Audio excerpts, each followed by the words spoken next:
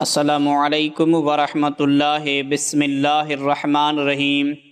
حضرت سیدنا عبدالصمد بن معقل رحمۃ اللہ تعالی علیہ سے منقول ہے کہ میں نے حضرت سیدنا وہب بن منبہ رحمۃ اللہ تعالی علیہ کو فرماتے ہوئے سنا، بنی اسرائیل کا ایک نوجوان تخت شاہی پر متمکن ہوا۔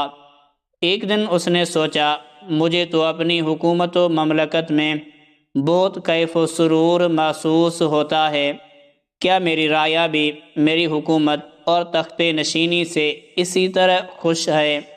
جب تک مجھے معلوم نہ ہو جائے کہ لوگ میری حکومت سے خوش ہیں اور میں ان کے درمیان فیصلوں میں عدل و انصاف سے کام لیتا ہوں، اس وقت تک مجھے سکون میسر نہ آئے گا۔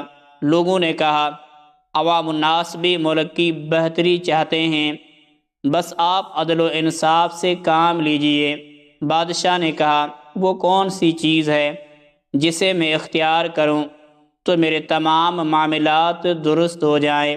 کہا گیا، اللہ عز و جل کی فرمان برداری کرنا اور اس کی نافرمانی سے ہر دم بچنا، یہ عمل آپ کو فلاح و کامرانی کی طرف لے جائے گا۔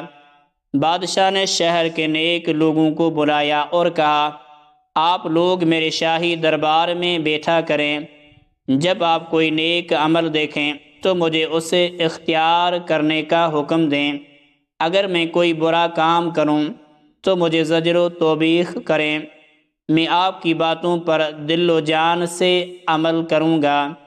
چنانچہ یہ نیک لوگ بادشاہ کے پاس رہتے، جب بھی وہ کوئی کام کرتا تو ان بزرگوں سے مشورہ کرتا، اگر اجازت دیتے تو کرتا ورنہ ترک کر دیتا۔ اس طرح اس کے ملک میں امن و امان قائم ہو گیا، وہ ملک ہر طرح سے مضبوط و مستحکم ہو گیا۔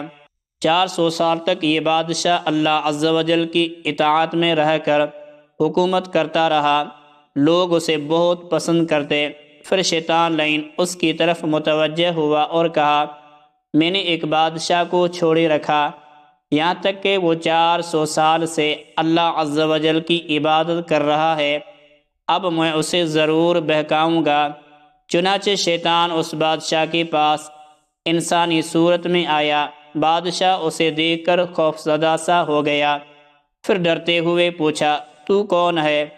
کہا، میں ابلیس ہوں، اگر خیریت چاہتے ہو تو بتاؤ کہ تم کون ہو؟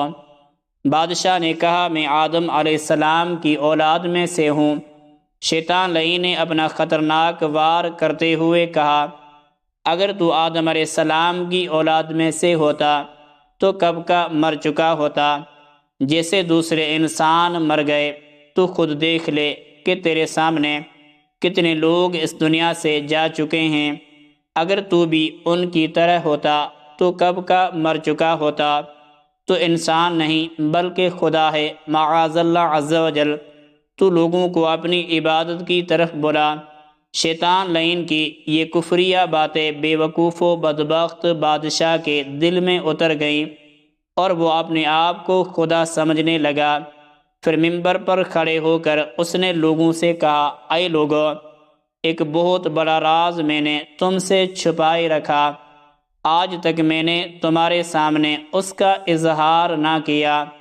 میں 400 سال سے تم پر حکومت کر رہا ہوں، اگر میں انسان ہوتا تو جس طرح دوسرے انسان مر گئے اسی طرح میں بھی مر چکا ہوتا۔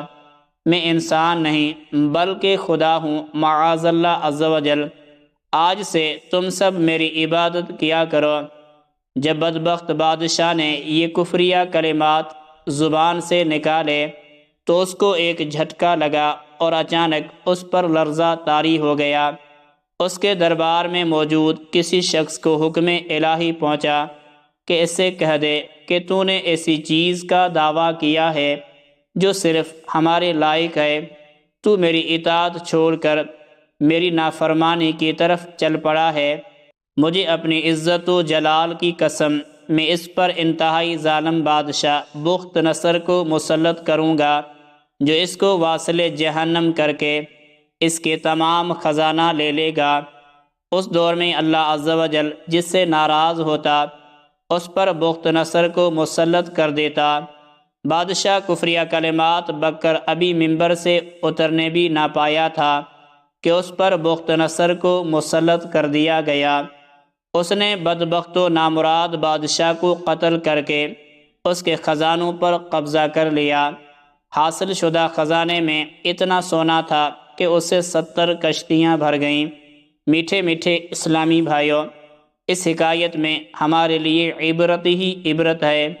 400 سال تک عبادت الہی عز و جل میں مصروف رہنے والے بادشاہ پر جب اللہ عز و جل کی خفیہ تدبیر غالب آئی تو ایمان جیسی عظیم دولت سے محروم ہو کر دائمی عذاب نار کا مستحق ہو گیا۔ شیطان لعین جو انسان کا عدو مبین یعنی کھلا دشمن ہے، اس کی سب سے بڑی خواہش یہی ہوتی ہے کہ مرتے وقت کسی طرح اس کا ایمان برباد ہو جائے۔ وہ ہر طرح سے انسان کو راہ ایمان سے ہٹا کر کفر کے تنگ و تاریک گڑھوں میں دھکیلنے کی کوشش کرتا ہے۔ اللہ عز و جل ہمیں شیطانی حملوں سے محفوظ رکھے، ہمارا خاتمہ بالخیر فرمائے۔ وقت نزا ہمارے پاس شیطان نہ آئے بلکہ سرکار ورا تبار ہم بے کسوں کے مددگار، شفیع روز شمار بے اذن پروردگار، دو عالم کے مالک و مختار عز و جل و صلی اللہ تعالی علیہ وآلہ وسلم تشریف لائیں۔ اللہ عز و جل ایمان کی سلامتی عطا فرمائے، آمین بجاہ النبی الامین صلی اللہ علیہ وآلہ وسلم۔